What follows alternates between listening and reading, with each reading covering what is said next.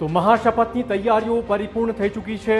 ચાંપતો સુરક્ષાનો બંદોબસ્ત, મહાનુભાવો રાષ્ટ્રપતિ ભવન પહોંચવાના શરૂ થઈ ચૂક્યા છે। લગભગ 7:15ની આસપાસ એ મુખ્ય સમારોહ શરૂ થશે। લગભગ 69 સાંસદો આજે પ્રધાન પદના શપથ લેશે અને નવી સરકાર દેશને મળવા જઈ રહી છે। એ પહેલાના દ્રશ્યો અનેક રીતે સૂચક મનાઈ રહ્યા છે।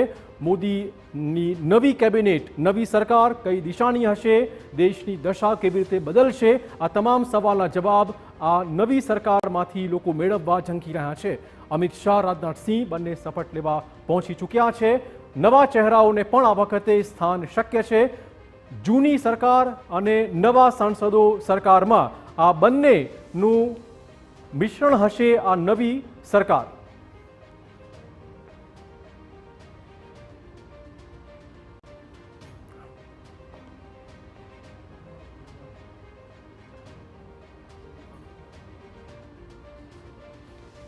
તો ટૂંક સમયમાં જ હવે શપથ ગ્રહણ સમારોહ શરૂ થઈ જશે અને ત્યાર પછી ખબર પડશે કે મોદી સરકારની કેબિનેટમાં નવા કયા પ્રધાનોનો સમાવેશ કરવામાં આવ્યો છે। અલગ અલગ રાજ્યોમાંથી પ્રતિનિધિત્વ મળશે।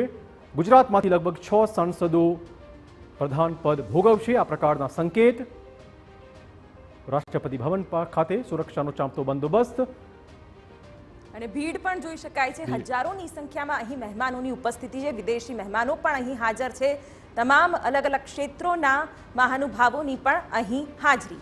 ત્યારે તમામ અપડેટ TV9 આપના સુધી પહોંચાડી રહ્યું છે, પણ તેની વચ્ચે મહત્વપૂર્ણ મુદ્દાઓ અમે ગ્રાફિક્સ થકી પણ આપને દર્શાવવાનો પ્રયત્ન કરીએ। તો ગુજરાતમાંથી અમિત શાહ કન્ફર્મ, લગભગ આખો દેશ જાણે છે કે અમિત શાહનું નામ કન્ફર્મ છે અને એક મજબૂત ચહેરો ભાજપનો, આ સાથે કેન્દ્રીય રક્ષા પ્રધાન રહી ચૂકેલા રાજનાથ સિંહ, તેઓ પણ આ વખતે રિપીટ થશે કેબિનેટમાં। બિહારમાંથી લલનસિંહનો સમાવેશ થાય તેવી પણ પૂરેપૂરી શક્યતાઓ। પિયુષ ગોયલ, મહારાષ્ટ્રમાં જેમણે ભાજપનું નાક રાખ્યું, એ પિયુષ ગોયલ પણ પ્રધાન પદના શપથ લેશે। તો આ સાથે પ્રહલાદ જોશી, સાંસદ કે જે સરકારમાં ફરીથી સ્થાન મેળવી શકે છે, પ્રહલાદ જોશીનું નામ પણ કન્ફર્મ। મનસુખ માંડવિયા ગુજરાતમાંથી ફરીવાર પ્રધાન પદ ભોગવશે, તે પ્રકારના સ્પષ્ટ સંકેત। તો આ સાથે જ્યોતિરાદિત્ય સિંધિયા, કોંગ્રેસમાંથી ભાજપમાં આવેલો યુવા ચહેરો, પરંતુ મજબૂત કામગીરીના કારણે તેમને પણ સ્થાન। આસામમાંથી સર્વાનંદ સોનોવાલને પણ, જે ભૂતપૂર્વ મુખ્ય પ્રધાન છે, તેમને પણ આજની કેબિનેટમાં સ્થાન મળે તેવી શક્યતાઓ।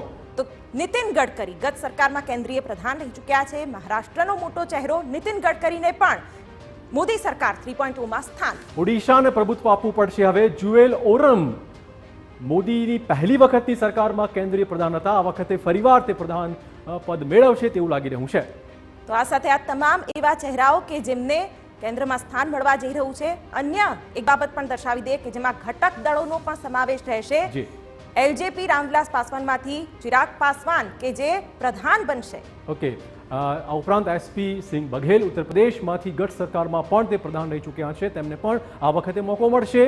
તો આ સાથે રામદાસ આઠવલે કે જે મહારાષ્ટ્રમાં ગત સરકારમાં પણ તેઓ રાજ્યકક્ષાના પ્રધાન રહી ચૂક્યા છે, આ વખતે પણ તેઓ ઉત્તર પ્રદેશમાંથી જયંત ચૌધરીને પણ આરએલડીનું મળશે।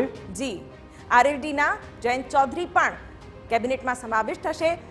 શોભા કરંદલાજે તેઓ પણ હવે રાજ્યકક્ષામાં ગત સરકારમાં પણ તેઓ પ્રધાન હતા, તેમનો આ વખતે પણ સમાવેશ। પંકજ ચૌધરીને પણ સ્થાન મળે તેવું લગભગ ફિક્સ મનાઈ રહ્યું છે, ઉત્તર પ્રદેશના સાંસદ। તો આ સાથે અન્ય ચહેરાઓ પણ આપણે દર્શાવી દઈએ, જેમાં શ્રીપદ નાઈક કે જે રાજ્યકક્ષાના પ્રધાન ગત સરકારમાં પણ હતા, રીજિજુ આ વખતે પણ મોદી સરકારની કેબિનેટમાં હશે જ, આ પણ કન્ફર્મ છે।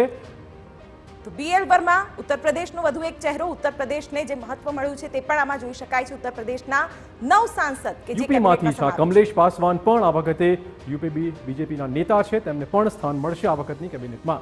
બિલકુલ, તો જે રીતે અત્યારે આ ચહેરાઓની ચર્ચા છે, મહાશપથની ઘડીઓ ઘડાઈ રહી છે। 7:15 કલાકે જ્યારે વડાપ્રધાન નરેન્દ્ર મોદી શપથ ગ્રહણ કરશે તે પહેલાના દ્રશ્યો પણ જોઈ શકાય છે। મહાનુભાવોની હાજરી પણ અહીં રાષ્ટ્રપતિ ભવનના પ્રાંગણમાં જોવા મળી રહી છે।